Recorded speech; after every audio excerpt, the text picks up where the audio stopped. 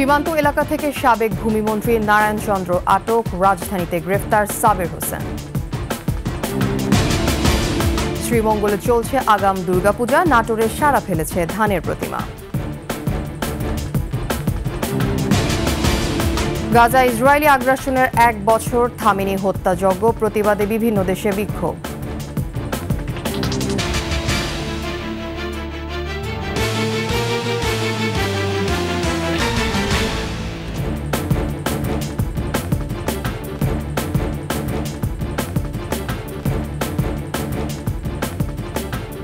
শুনছিলেন first security ইসলামী bank পিএলসির সংবাদ শিরোনাম।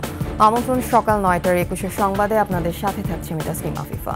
দর্শক, 21 টেলিভিশনের সংবাদ একই সাথে সরাসরি দেখতে পাবেন আমাদের ফেসবুক পেজ www.facebook.com/2124 অনলাইনে। এছাড়া সাবস্ক্রাইব করতে পারেন www.youtube.com/21TV এই চ্যানেলে। সংবাদ আরও থাকছে। শিশু অধিকার নিয়ে সোচ্চার 21 টেলিভিশন, আবারও সম্প্রচারে আসছে জনপ্রিয় অনুষ্ঠান মুক্ত খবর।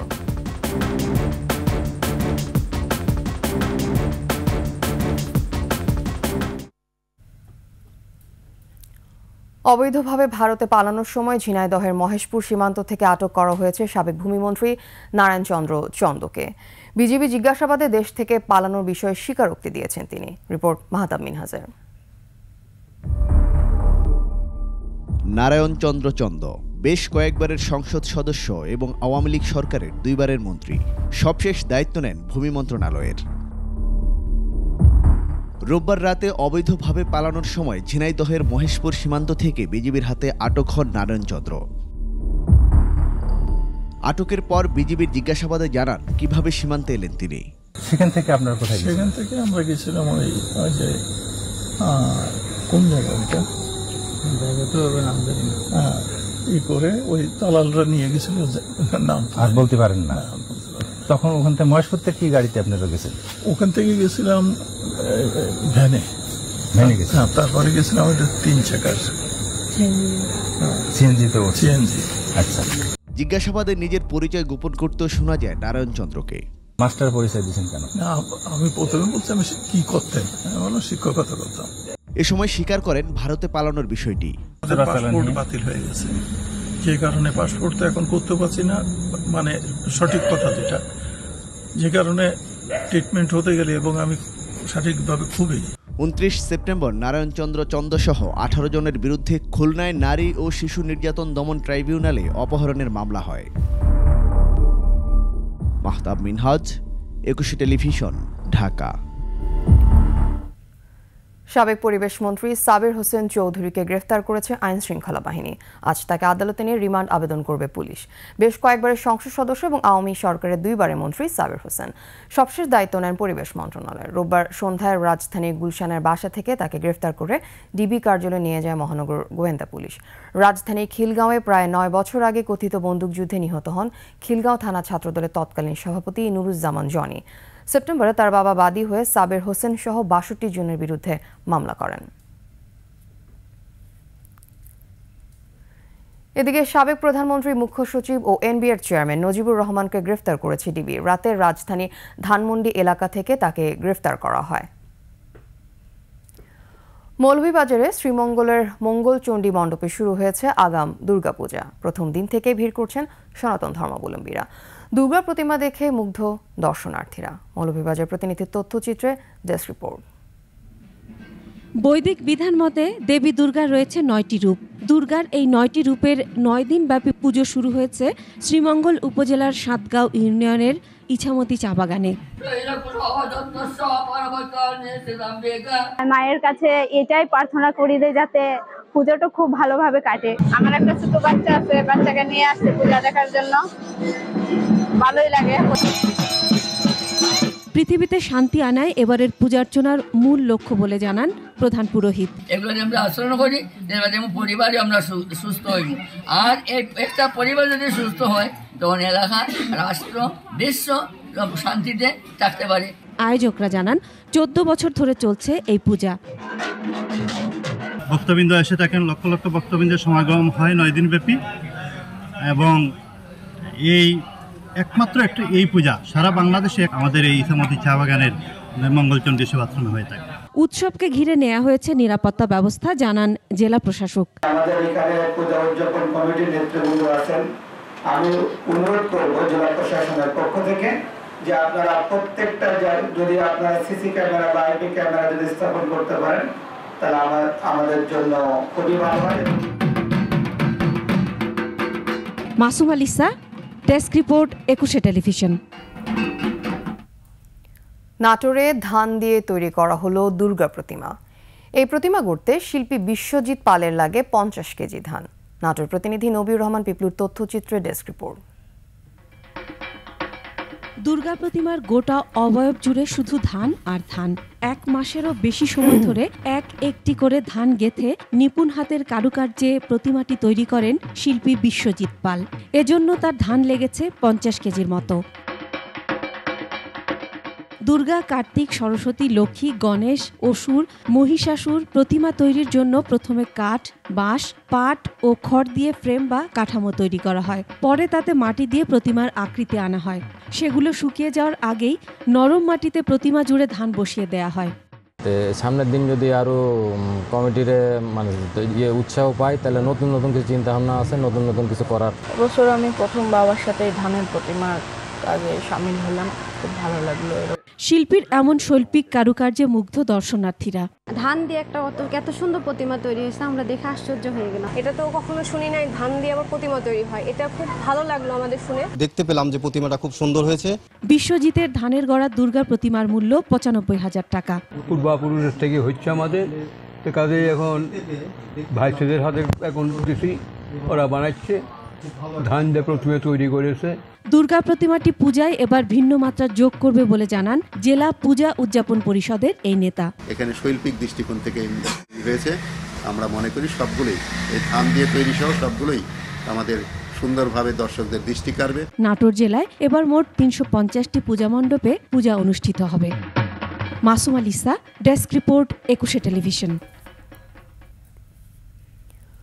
প্রতিটি শিশুর অধিকার রক্ষা আমাদের অঙ্গীকার, এই প্রতিপাদ্যে পালিত হচ্ছে বিশ্ব শিশু অধিকার দিবস ও শিশু সপ্তাহ। বাংলাদেশে শিশু অধিকার নিয়ে কাজ করা প্ল্যাটফর্ম হিসেবে গণমাধ্যমের ভূমিকা ও গুরুত্ব সর্বাধিক। পিছিয়ে পড়া শিশুদের মূল স্রোতে ফিরিয়ে এনে আলোকিত মানুষ হিসেবে তুলে ধরতে চায় আগামীর জন্য। এই ধারাবাহিকতায় সুস্থ বিনোদন, জ্ঞান, তথ্য আর শিশু অধিকারের বার্তা নিয়ে আবারও 21 টেলিভিশন নিয়ে আসছে বাংলাদেশের জনপ্রিয় অনুষ্ঠান মুক্ত খবর। রিপোর্ট মানিক শিকদারের। বাংলাদেশ পরিসংখ্যান ব্যুরোর তথ্য অনুযায়ী শিশু শ্রমের সাথে যুক্ত 18 লাখ, আর প্রায় 11 লাখ শিশু ঝুঁকিপূর্ণ কাজ করে। আবাসন, খাদ্য, স্বাস্থ্য, শিক্ষার অধিকার থেকে বঞ্চিত বহু পথশিশু। প্রতিষ্ঠা লগ্ন থেকে শিশু অধিকার নিয়ে কাজ করছে 21 টেলিভিশন। জনপ্রিয় অনুষ্ঠান মুক্ত খবরের মাধ্যমে শিশুরাই তুলে ধরেছিল শিশু অধিকারের কথা। শিশু কিশোর সংবাদ ভিত্তিক অনুষ্ঠান মুক্ত খবরের পক্ষ থেকে অধিকারের যে বিষয়টা, এটা নিয়ে যেন সরকার এবং আন্তর্জাতিক যে সংগঠনগুলো আছে সেই সংগঠনগুলো যেন মুক্ত খবরের সাথে কাজ করতে পারে। তবে 2015 সালের 25 নভেম্বর 21 টেলিভিশন বেদখল হয়ে যাওয়ার পর জনমুখী অন্যান্য অনুষ্ঠানের মতো বন্ধ করে দেওয়া হয় মুক্ত খবর। 9 ইয়ার্স আমরা এটা কাজ করতে পারিনি, যেহেতু আমরাও এখানে ছিলাম না। তো ইনশাল্লাহ এটা আবার নতুন করে আসবে এবং নতুন উদ্যমে আনার চেষ্টা করছি। আরও বিভিন্ন সেগমেন্ট থাকবে বাচ্চাদের, রিপোর্টিংয়ের ক্ষেত্রে হবে, দেখা যাচ্ছে ঢাকার বাইরেও নিয়ে যাব আমরা, নিউজ প্রেজেন্টিং করবে, রিপোর্টিং করবে। বন্ধুরা, 12 বছর পর আবারও চালু হতে যাচ্ছে শিশুদের জনপ্রিয় সংবাদ ভিত্তিক অনুষ্ঠান মুক্ত খবর। গণ অভ্যুত্থানের পর 21-এর নবযাত্রা, পরিবর্তনের অঙ্গীকার নিয়ে আবারও সম্প্রচারে আসছে মুক্ত খবর। এরই মধ্যে সব প্রস্তুতি শেষ হয়েছে। We need something different. We have to have that freedom to talk about it. So এই যে জিনিসগুলো, এটা আমরা একটু বিল্ড আপ করতে চাই। মুক্ত খবর আনতেছি just because to build up this generation. 21 টেলিভিশনের চেয়ারম্যান ও সিইও জানান, 21 মানে মাথা নত না করা, কোনো অন্যায়ের কাছে মাথা নত করবে না 21। 21 টেলিভিশন একটা প্ল্যাটফর্ম যেখানে সবার বলার অধিকার আছে এবং মুক্তভাবে কথা বলতে পারে, সেটাই আমরা চেষ্টা করছি। তারই ধারাবাহিকতায় আমরা এখন যেমন এই যে মুক্ত খবর, যেটা খুবই জনপ্রিয় অনুষ্ঠান, সেটা আবার রিলঞ্চ করতে যাচ্ছি খুব শীঘ্রই। সুবিধা বঞ্চিত শিশু সহ সবার অধিকার প্রতিষ্ঠায় 21-এ অঙ্গীকারাবদ্ধ। শিশুরাই তো আমাদের ভবিষ্যৎ এবং এই যে যুব সমাজ, এদেরকে নিয়ে অনেক কিছু করার আছে, যেগুলো আমরা আমাদের প্ল্যানিং এর মধ্যে আছে এবং যেটা আগামীতে ইনশাল্লাহ দর্শকবৃন্দ দেখতে পারবে। জনপ্রিয় সব অনুষ্ঠান নব আঙ্গিকে 21-এর পর্দায় ফিরে আসবে। 21-এ হবে জনমানুষের প্ল্যাটফর্ম। প্রতিজ্ঞা পালনে আমরা অগ্রাধিকার ভূমিকা রাখব। মানিক শিকদার, 21-এ টেলিভিশন, ঢাকা। ফিলিস্তিন প্রসঙ্গ। গাজা যুদ্ধের 1 বছর। ফিলিস্তিনের এই উপত্যকায় গেল 1 বছরে 42,000-এর কাছাকাছি মানুষকে হত্যা করেছে ইসরায়েল। নিহতের মধ্যে রয়েছে প্রায় 20,000 শিশু। 21 শতকের অন্যতম প্রাণঘাতী যুদ্ধে পরিণত হয়েছে এই সংঘাত। গাজা উপত্যকা এখন ধ্বংসস্তূপ। মধ্যস্থতাকারীদের বিরামহীন চেষ্টার পরও নতুন করে যুদ্ধবিরতির কোনো সম্ভাবনা দেখা যাচ্ছে না। হত্যা ও ধ্বংসযজ্ঞ কবে থামবে তা এখনও অনিশ্চিত। আফসানা নীলার ডেস্ক রিপোর্ট। 7 অক্টোবর 2023 ফিলিস্তিনি মুক্তিকামী সশস্ত্র সংগঠন হামাসের কয়েকশো বন্দুকধারী গাজা সীমান্ত অতিক্রম করে ইসরায়েলের ভূখণ্ডে প্রবেশ করে। হামলা চালিয়ে প্রায় 1300 ইসরায়েলি নাগরিক হত্যা করা হয়, যার বেশিরভাগই ছিল বেসামরিক।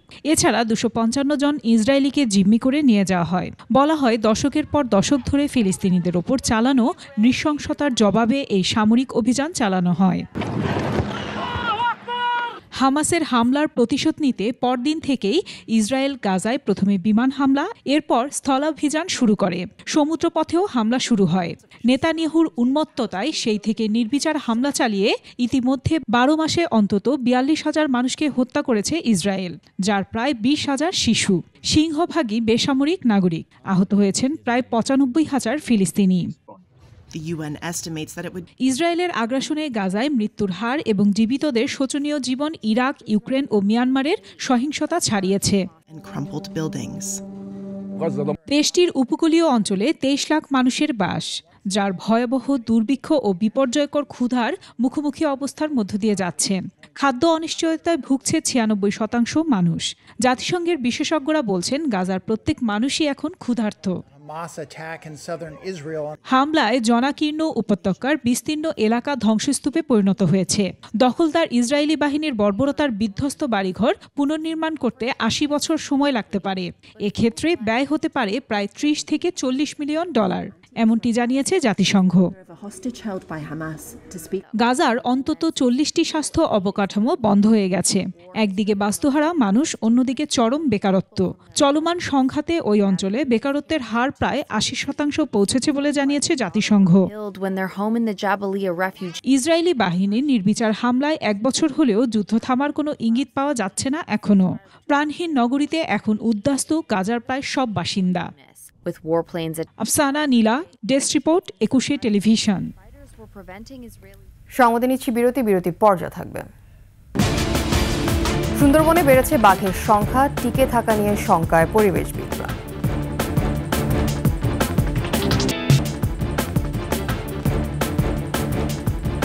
আপনারা দেখছেন সকাল 9টার 21 সংবাদ। বসুন্ধরা গ্রুপের চেয়ারম্যান আহমেদ আকবর সোবহান ও ব্যবস্থাপনা পরিচালক সায়েম সোবহান আনভীর সহ তাদের পরিবারের 8 সদস্যের ব্যাংক হিসাব জব্দের নির্দেশ দেওয়া হয়েছে। কেন্দ্রীয় ব্যাংকের আর্থিক গোয়েন্দা বিভাগ, বাংলাদেশ ফিনান্সিয়াল ইন্টেলিজেন্স ইউনিট বিভিন্ন ব্যাংক ও আর্থিক প্রতিষ্ঠানকে তাদের ব্যাংক হিসাব জব্দের নির্দেশনা দিয়েছে। ব্যাংক হিসাব জব্দের তালিকায় থাকা অন্যরা হলেন আহমেদ আকবর সোবহানের 4 ছেলে সাদাত সোবহান, সাফিয়াত সোবহান, সায়েম সোবহান আনভীর ও সাফওয়ান সোবহান এবং 3 পুত্রবধূ সোনিয়া ফেরদৌসি সোবহান, সাবরিনা সোবহান ও ইয়াশা সোবহান।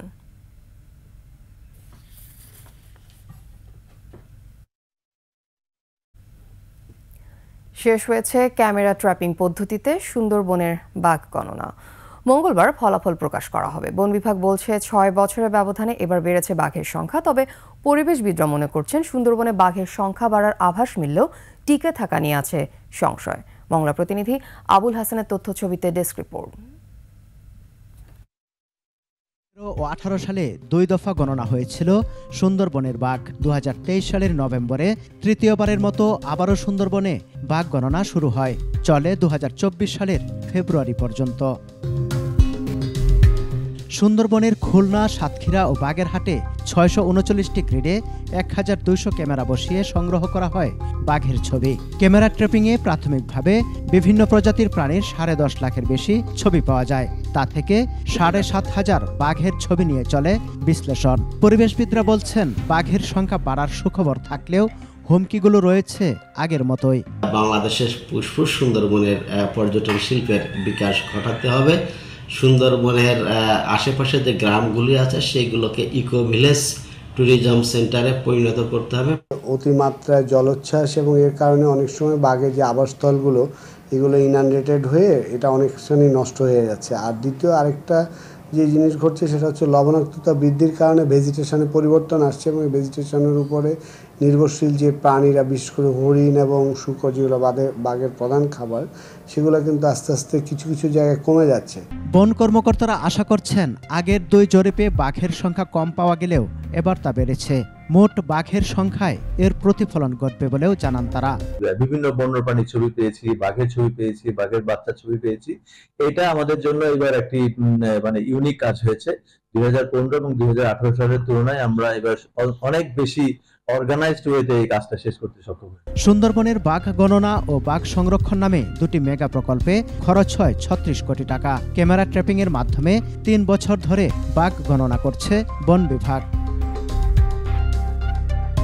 সমর ইসলাম, ডেস্ক রিপোর্ট, 21 টেলিভিশন। শেষ করছি সকাল 9টার 21 সংবাদ। যাবার আগে ফার্স্ট সিকিউরিটি ইসলামী ব্যাংক পিএলসি সংবাদ শিরোনামগুলো আরও একবার। সীমান্ত এলাকা থেকে সাবেক ভূমিমন্ত্রী নারায়ণ চন্দ্র আটক, রাজধানীতে গ্রেফতার সাবের হোসেন। শ্রীমঙ্গলে চলছে আগাম দুর্গাপূজা, নাটোরে সাড়া ফেলেছে ধানের প্রতিমা। গাজা ইসরায়েলি আগ্রাসনের 1 বছর থামেনি হত্যাযজ্ঞ, প্রতিবাদে বিভিন্ন দেশে বিক্ষোভ।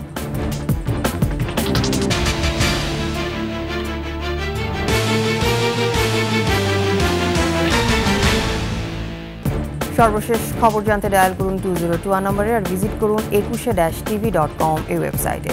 এছাড়া ফেসবুকে লগ ইন করতে পারেন www.facebook.com/2124 অনলাইনে। এছাড়া সাবস্ক্রাইব করতে পারেন www.youtube.com/21tv এই চ্যানেলে। এতক্ষণ সাথে থাকার জন্য ধন্যবাদ। পরবর্তী সংবাদ বেলা 11টায় দেখার আমন্ত্রণ রইল। 21-এর সাথেই থাকুন।